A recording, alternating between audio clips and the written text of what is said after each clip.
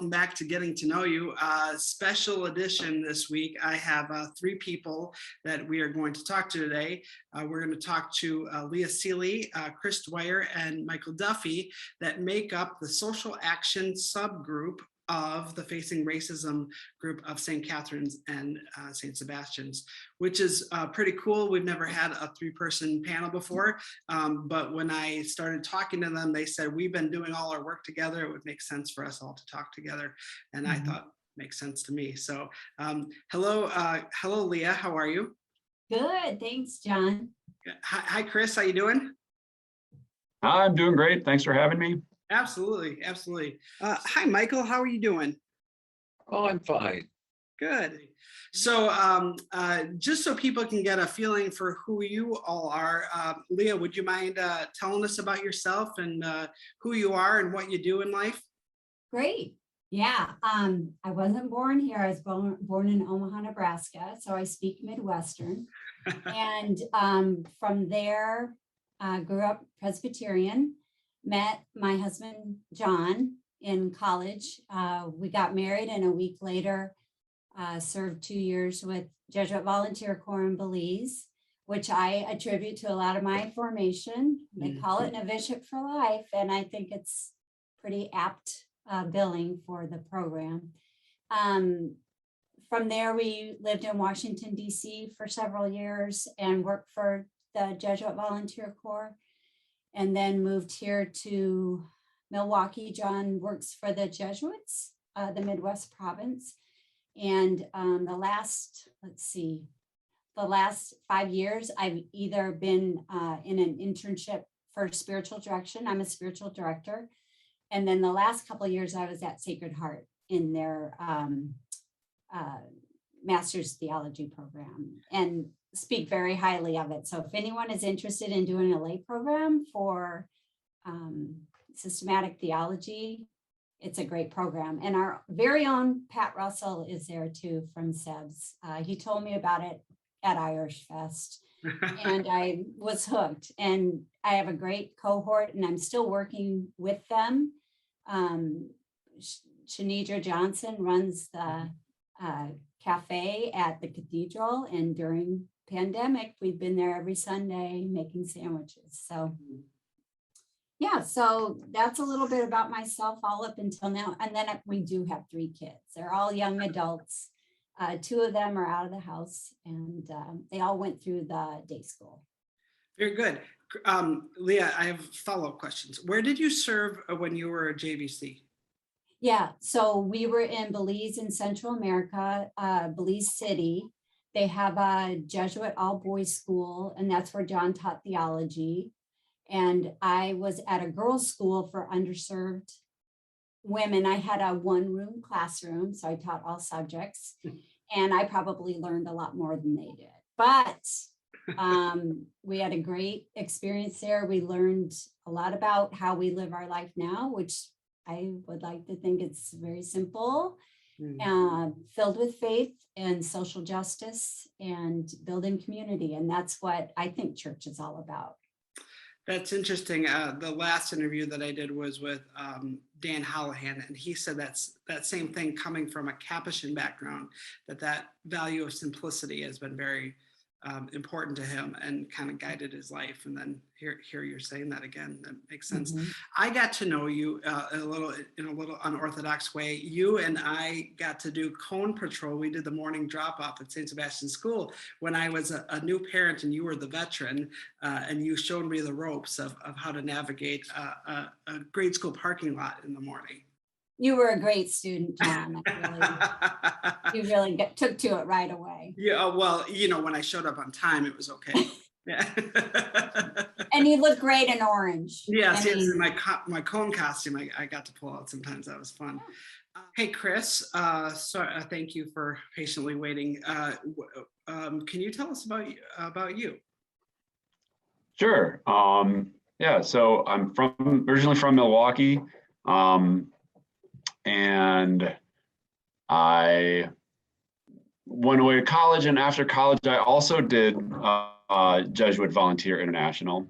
I did service in at a high school in the Federated States of Micronesia, which is a series of small islands spread across the equatorial Pacific. Wow. So I taught science and math and a little bit of English there. Coming back to the United States, I taught at a nativity school on Chicago's west side. And while living and working in Chicago, I met my now wife, who also worked at the Chicago Jesuit Academy. And when we had our first kid, we thought maybe time to move on from Chicago. And I had really gotten into gardening with my students at the school. And the goal was to try and inspire them to grow their own food. And I accidentally inspired my own self. So I had to leave the school, and I dragged my wife to Madison to work on an organic vegetable farm. And after a little while there, I came back to my hometown and started my own farm. So I ran a farm for a couple of seasons. What kind of food? What kind of vegetables did you grow? So I would grow about 50 different varieties of vegetables, and it was I would sell at some farmers markets, but what I found most successful was the CSA model, where a family would subscribe.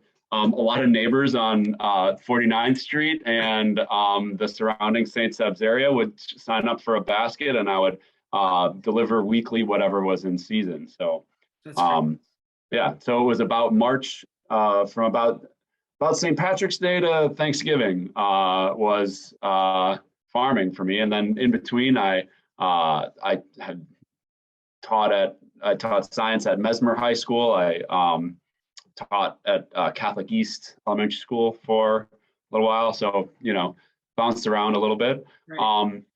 And then I know, like, that experience, one thing, like, we really wanted to stay in the city, and realized, like, okay, it's kind of tough to have this, the farm would have been growing, but we ran into, you can only get so big if you're going to farm in the city. So one thing that I really understood deeply doing that farming was the importance of our water resources. So I then pursued a master's degree at the University of Wisconsin-Milwaukee in the School of Freshwater Sciences. And through that, I wound up at my current job of working at the Milwaukee Metropolitan Sewage District in the planning department. So we decide what pipes need to be fixed, and what at the Jones Island treatment plant we should build, and what technology we should use. It's a really fascinating field that I did not think I would do when I was 5 years ago, when I was digging in the dirt, pulling up beets and carrots and stuff. So it's been quite a journey. But like, that's just my work. I mean, my family is hugely important to me, and they've, followed me along all these twists and turns in my life. So I have a lovely wife, Clara, and 3 kids who are 7, 5, and 3. And, it's great. This living in the Washington Heights community with so many other great families, and the community of St. Seb's is really just wonderful for me and my family. So. Yeah. How did you? I don't even know what I want to ask. I have so many questions. When you were deciding on your master's program, did you know that you would what was the interest in water? Like, how did that come about?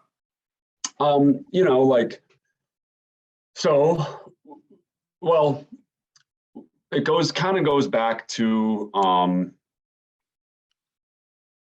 In a way, it goes back to college, where I thought, like, I was going to do JVC. I wanted to be a teacher, because I knew that education was going to save the world. To save the world. Yep. And then when I was a teacher, I was like, oh, I've discovered farming. And I was like, oh, no, we need to do farming to save the world. And then when I was farming, I realized how important water is to farmers and growing just basically sustaining our society. I'm like, nope. We need to do water to save the world. So, I mean, and none of it discounts the previous one, but it's just, I kind of have, my experience has followed me to the kind of the next thing. And UW Milwaukee, we wanted to be in Milwaukee, and UW Milwaukee has a fantastic program that looks at all aspects of water resources, from the very technical to the social impacts of water and the cultural impacts that are really important here in Milwaukee in our, unique situation next to Lake Michigan. So no, absolutely. I mean, it's really important, but it's not something. It's ironic. I'm doing an alpha small group process, and just yesterday we had this video that was talking about. I'm going to forget the number, but like the amount of access to clean water in the world, the people that don't have that, like it was a billion or something like that. Now maybe down to 600 million or something. I mean, it was like I couldn't believe the struggle that people have for something that's so basic and kind of critical to our experience. So. Yeah, in a lot of ways where we live, we are so fortunate to have what seems to be a never-ending resource, but it also exposes us to, when you have something that's so available, you can kind of take it for granted. And it really does take a lot of people and a lot of work to make sure that that us and generations and generations to come have this, because so many other people around the world don't. So yeah, we're and really I think that fortunate to be is where what we I was are. feeling. I was feeling like, oh my gosh, I so take this for granted, this wonderful gift. Mhm. Michael, can you talk about what Michael's doing right now and just anything else you want to say? Because I think what he's doing now is huge. Yeah, and so Fort McCoy is the location where a lot of refugees from Afghanistan have been located, and there's tremendous, and it's wonderful. From what I know about it, it's like they need a place, and we're going to do our best to have them. And it's great that they're there, I think, but because it was such a hasty, it had to be assembled so hastily. There's a huge need for help. To just make these people's lives livable. And I know that Michael is there just, I think, responding to the very immediate needs of the population of people that are living right there. Michael Duffy, you are, can you share with us where you are right now? I'm in the middle of nowhere. It's Army base, Fort McCoy, and it's up somewhere in the middle of the state, but it itself is very large. And it's huge, and so largest number of Afghan. I guess we avoid the word refugee because they came on a special, what's it called, a special immigration visa, which doesn't mean they're going to simply walk into the United States. They'll go through the entire process that refugees go through, but because of their relationship with the U.S. military, they do have that status, and there are 13,000 of them here, and another, I don't know what it even adds up to, 70,000 in 6 other military bases around the country. Wow.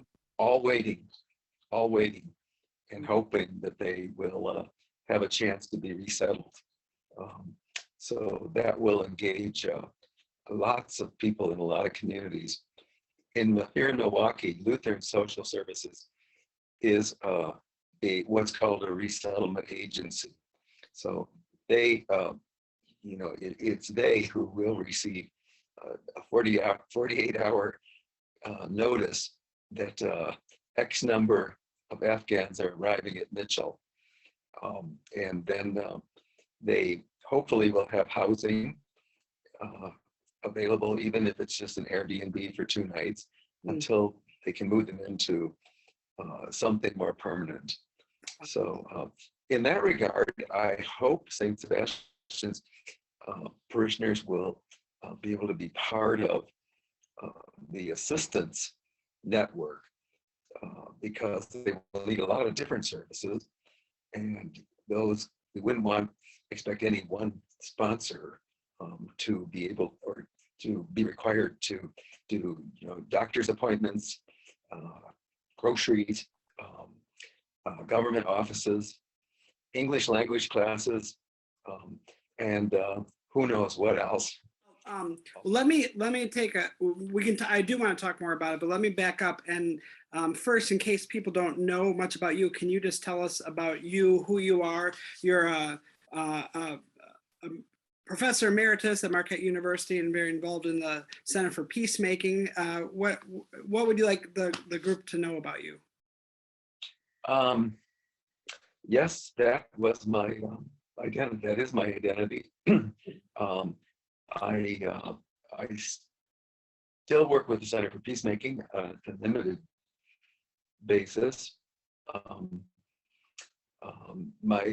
I guess one of my great passions is working for peace, especially learning the skills of effective conflict resolution and struggling for justice, and doing it successfully. So I think about that a lot. I write about it.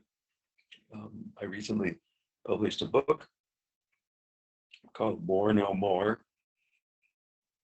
an introduction to nonviolent struggles for justice, seeing nonviolence personal level, but on a wide social level, and also looks for ways to overcome violence in our own culture, which we've seen much, and certainly in the time of COVID, even racism, response to COVID, really raised questions about compassion and common good, and really are a big chat, really challenge us to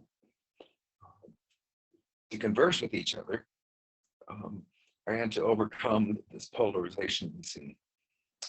So I'm, excuse me, I'm interested in all those things. I do try to apply them since I've been here. The Afghan culture, they too have conflict. It's not race, it's not skin color, but it's language, and as the identifier of people's tribal identity. And there's a fairly large amount of conflict, between these tribal groups. You don't hear that so much in the news about Afghanistan, but it's a big factor. A fair amount of just aggression, even in young children, which I think we conclude has its origins in the way families discipline their children. So, wherever you go, you kind of see the need to, to work on conflict so that it isn't passed down from one generation to the next. Hey, Leah, while I'm talking to you real quick, and you've talked about this Jesuit kind of influence that has been part of your journey for so long. Do you mind talking a little bit about your faith and how it's impacted? You talked about the simplicity, but how do you describe your faith today? Right. So I mentioned that I did grow up Protestant, and I have to tell you that I think that has a lot to do with my understanding of faith, that it's not just Catholic, it's not just Protestant. And really in the seminary, I also learned about other faiths and how they inform us as well. And as a spiritual director, again, I'm learning through other people, Right. Their faith journeys. You're also a fan of peace, I can see. Yes, a big fan of peace. Yeah. It covers my closet too. But so really that's how, through the program, Jesuit Volunteer Corps, you come together, and Chris knows about this too, but that's for him to tell you. Right. That you come together as a community to share prayer, and just, pray together, be together. That was a huge part. And I think we still try to include that in our lives now. Yeah, that's good. And then your work as a spiritual director now, has that been challenging, life-giving? How would you describe that? Both, because, COVID's brought on a whole new realm for meeting with directees. So a lot of them through the last year and a half has been through Zoom, which is really interesting, but starting to meet with people in person again, which has been great. During COVID, I also formulated a group, and this might be of interest to your viewers, because there are several spiritual directors in the greater Milwaukee area. I'm not the only one. And I compiled a list and invited on Zoom a peer group, and we meet monthly. There's over 20 of them on my directory. Wow. So if you're interested in spiritual direction at all, I do have a list with, like I said, with over 20 directors in the area. They are religious, lay, men, women.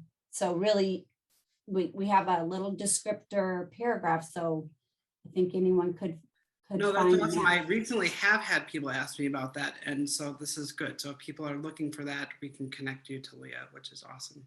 Right.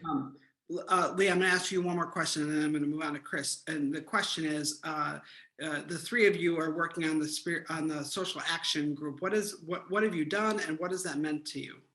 Right. I'm going to let Chris talk about the one that he led. Okay. Lisa, your wife, and I are working on a program that the three, Michael, Chris, and I talked about formulating, and now and believe me, we had several meetings building up to this, but we are going to do for the middle school kids at St. Sebastian and in the faith formation, a program called Facing and Erasing Racism. Do you see how we brought facing racism into that? So Facing and Erasing Racism, Michael takes credit for titling it, and I give him double thumbs up because I love it. So we're going to meet on November 21st. It's a Sunday. And the reason why you haven't seen a big broadcast about it is because it's a pointed group. We just want the middle school kids from our school and from the faith formation. So we're calling it a pilot program because it's never been done before. And essentially what it is teaching the students how to do circle discussion. It's not a dialogue, it's people telling stories of their experience during this time. And so we want to give the kids a chance to hear each other and to learn from each other, but also have some heartfelt personal encounter with each other. Yeah, that's good. I was doing something similar in a class I was doing, and I was picking Lisa's brain, and she told me about the question. I'm going to put you on the spot. The question that you often open these dialogues with. Do you remember what that is? When was the last time you experienced joy? No. She said that you, that's a good question too, but she said you often will start by asking groups of students or whoever you're working with, when was the first time you were aware of the construct of race or of your race? And I thought, what a powerful question. Mm-hmm. Right. And we usually do start with the other one just because everyone can easily answer that question. Yeah. But yes, that other one, of course. And you're going to get a variety of answers. Right. Now, see, and the concern is for the adults, it's going to be harder because we've been living with this for so long. And I'm really curious. In fact, I said to Lisa, we need to let the kids know that we're not doing this for you. We're doing this with you. We want to learn from them because, as we know, young people have been leading in a lot of these social justice issues within the last, at least the last 7-8 years. Absolutely. And they kind of inherently seem to be motivated or understand it in a different way, I think. So I think it's a worthy conversation to have with our young people. Yeah. Mm-hmm. Thank you, Leah. Yeah. Michael Duffy, can you talk a little bit about your faith? About obviously you're living it out through your action and your work establishing the Center for Peacemaking. Why is that such an important part of your faith journey? Well, I would say that renunciation of violence and hatred, the essence, the depth of Christianity is, love your enemy and pray for those who persecute you. Right. I think it's pretty much foundational in the Gospels.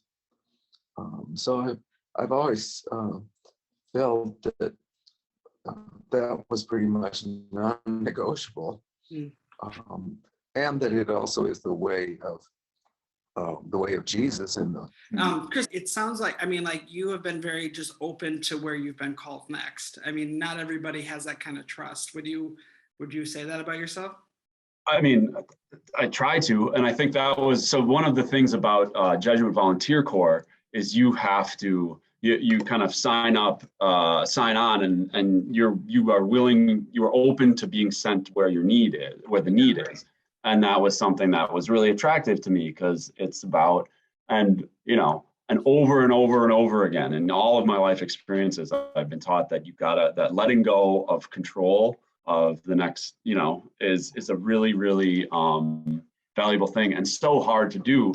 But Is it scary? I think scary, yeah. But like, I try to be, like, okay, what am I called to do next? And if it's to continue with the thing that I'm doing for the rest of my life, wonderful. But I guess I've been called multiple times in my life to make pretty significant changes, and I think a lot of people are, and so, but I don't know, it's scary.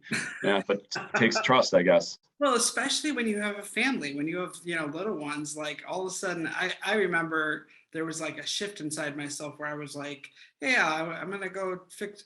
Oh, I have people that are relying on me now. That's scary. Mm-hmm. And yeah, I felt less courageous after that in some ways. Yeah.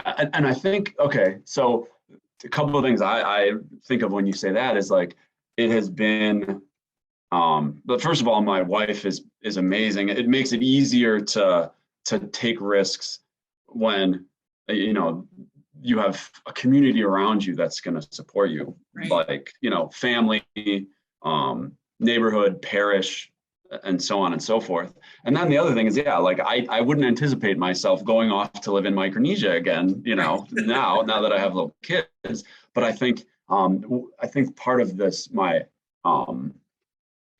maybe in my involvement in the Facing Racism group is related to this, where it's like, what risks am I willing to take? What sacrifices, what changes am I willing to make to achieve the thing that I'm called to next? And I think that's definitely part of it in my life now. Yeah. And I'm not gonna, like I have a family, there's a certain amount of stability, but we are still called to, like, there's still so much radical change and conversion that needs to happen.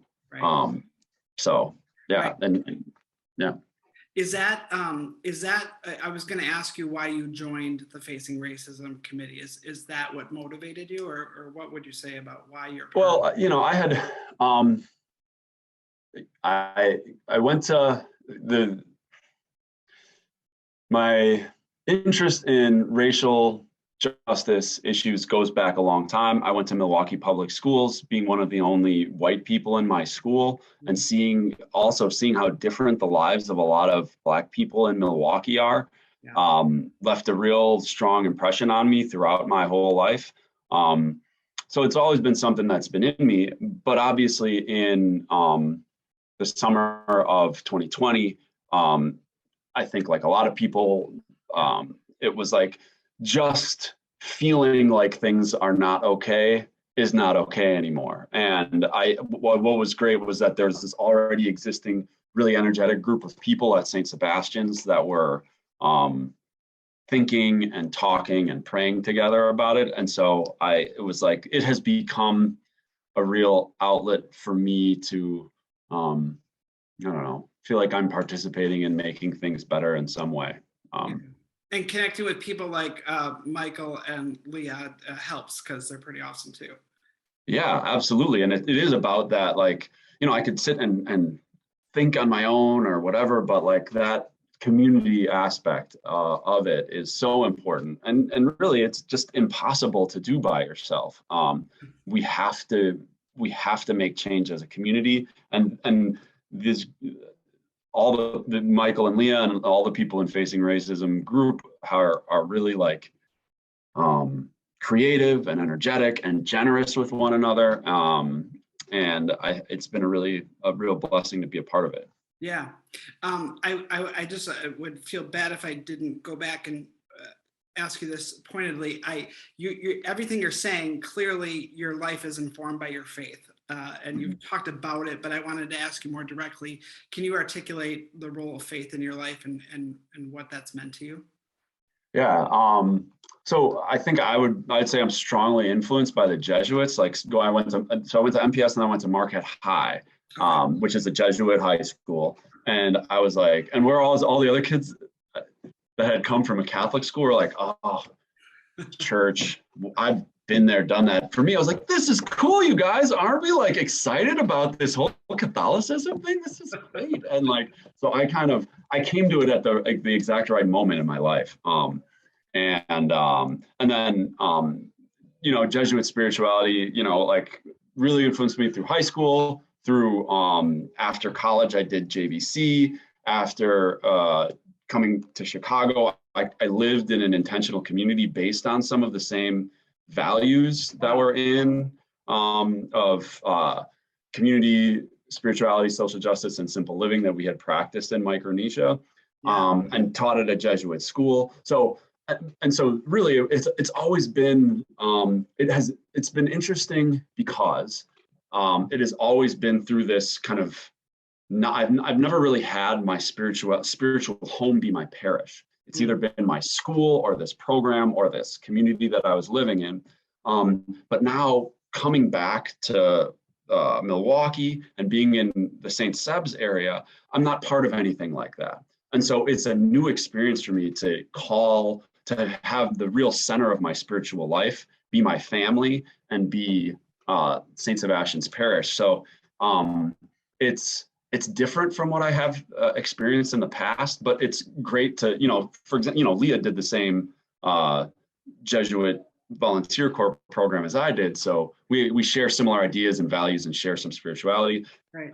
But I'm also called to change my faith and grow in new ways just by being a member of St. Sebastian's. Yeah. Yeah. What was it when you were in high school? Like what attracted, what sparked? What was that? What grabbed you? There was one teacher that, freshman year theology class that it was, hard to even say what it was, but just that there was a personal relationship aspect of it, both between myself and God, and that relationship also is between each other, and it's a faith that's both personal but calls us to do justice. And that's what I think that's what really woke up within me that when I was in high school. Yeah. I think I was a sophomore in high school and went on my first service trip, and it was like, oh, faith in action. That makes it clicked. It was like a click moment in the John 13 washing of the feet. I'm like, oh, I get this now.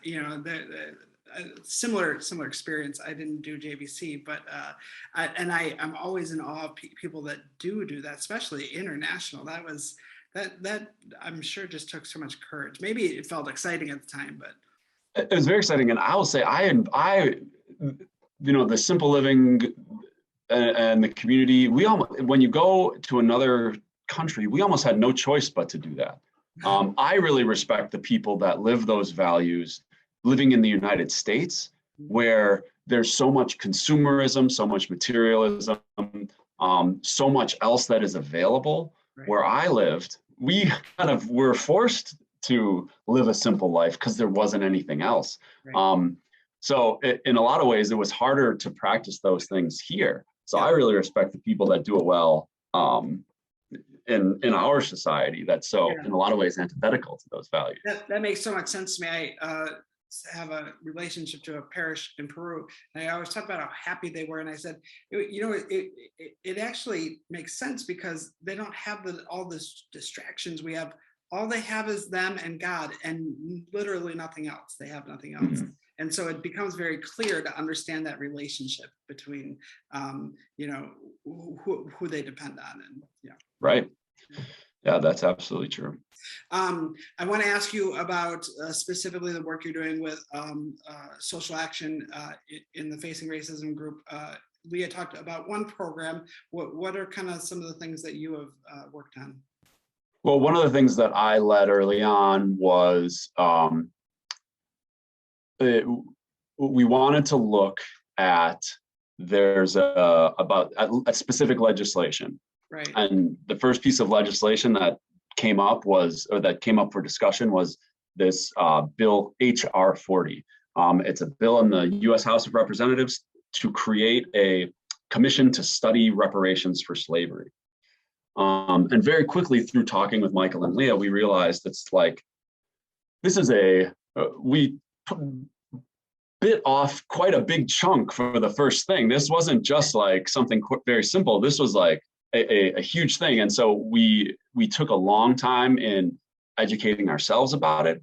Yeah. And what we ended up doing was a Zoom session on the link between this HR 40 bill, studying reparations, and the sacrament of reconciliation, and how doing something like this process of figuring out reparations for the United States is very similar to the process of a person looking back at their own life and recognizing sin and atoning for sin. So we talked about the parallels between those, and I thought it was really amazing and a lot of and again, I guess it's a similar thing. Like, so coming out of that, there were a lot of questions, and it's like, okay, we looked at this at a national level, so now let's look at our own parish. So a lot of our work since then, or some of the work, has been looking inward at kind of like how does reparations, how does atonement, how does self-reflection work on a neighborhood and a parish level. So we've been, again, spending a long time looking at those things. So. Yeah, I was part of that initial Zoom program that you ran. I was so impressed with it. I just was clearly the homework you guys had done, but also tackling such a complicated, heavy issue and doing it with such grace. It was really well done. It was. Well, thank you. Yeah, and I just I was like, it was a moment when I was like, I am so proud to be a part of this parish and this group. It was very cool. So thanks for the work that you're doing. It's been transformative for me too. Like, I didn't like start that night feeling that, I guess I learned so much through the process of preparation and through sharing those things with my fellow parishioners too. And it's like, it is really a transformative experience. Yeah, it's good. I wanted to ask all of you, but I'm just gonna maybe you'll have to speak for everyone. We'll see. When you think about the future, what do you hope for, or what do you think the social action group hopes for? And maybe those are two different questions. I don't. Maybe they're not. I don't know. Yeah. Yeah. It's we are, a year and a half removed from the summer of 2020, right, when I think a lot of our thinking across the country shifted on issues of race and racism. And it feels to me like there are still so many people that are energized, and then add to it the pandemic. Like, who would have thought that we would have been having this on Zoom in almost 2 years from the beginning of the pandemic. Right. And so it's always been like, okay, something is gonna change soon, but we're like, oh, this might be the new normal, right? And like, and so I think the future for us means like, it feels like right now we're kind of taking a breath and getting ready for that next push. I think we've really put our focus on this facing and erasing racism. Our small group has put our focus on this facing and erasing racism group. And again, it's like, we see this as, let's have this experience, let's reflect on it, and get feedback, and where are we called to next? And so it's really a moment of, I think, of inflection and of a moment of openness to what's next. Do we lean in and plan these for bigger groups or different groups across the city? Do we go and talk about some other piece of legislation, or do we do all of them at once? So I guess my hope is that we really are attentive to where the Spirit's calling us. And I feel like it's, I'm not one to, I guess where I'm feeling is like, it's just calling us to greater engagement, greater action, and finding new ways to do that as we, in some ways, come out of the pandemic, but in some ways are, still sticking with it, So, yeah, that's what I hope for, I guess. I don't know you very well, but it seems to me that listening to where the Spirit is calling you has been kind of a theme of your life, actually. I guess, yeah, now that I'm talking about it, yeah. So why not keep that going in the future, right? Right. Yeah, I don't have a plan. I mean, it's a good line for people that don't know what they're doing and just don't have a plan, I guess. Honey, what are we going to have for dinner? Let's listen to the Spirit. Yeah, that's right. That is what is for dinner tonight at the Dwyer house. I don't know. That's fantastic. It ends up being mac and cheese a lot, so that's where the Spirit calls us. Yeah, ordering pizza, right? Yeah, right. Leah, I wanted to ask you just real quick. I just asked Chris this. When you think about the future and the work that you're doing, what do you hope for? Well, I hope for more groups like this at our church. I think, to me, this feels like church because, Jesus asked us to follow him. That was the message last week, right? And I loved your reflection actually in the bulletin. It speaks so much to what we're trying to do here. You read it? I didn't think anyone read that. Yes, John. I think it's really important for lay people to be boots on the ground. And I mean, I can't be any more basic than that. The more you can get involved with things, but they have to be things that you have passion about. If it seems like a drudgery, then you're in the wrong group. Oh, yeah. But we do so much at SEBS. I'm just so proud of the parish for its activity. Yeah. I remember being part of the sustainability committee. I led the MICA group for a while. So there's just so many different things you can do depending on what you're able to do. What was I going? Oh, I one time gave a talk at the end of Mass, and I think it was, I can't remember I think it was Giving Sunday or something. And I just said, my kids went to school here, but I feel like I grew up here too. And I'm still growing up at SEB. So just the opportunities that are available to people if they only knew. And just being able to work with Chris and Michael has been so much fun. And we brought other people in.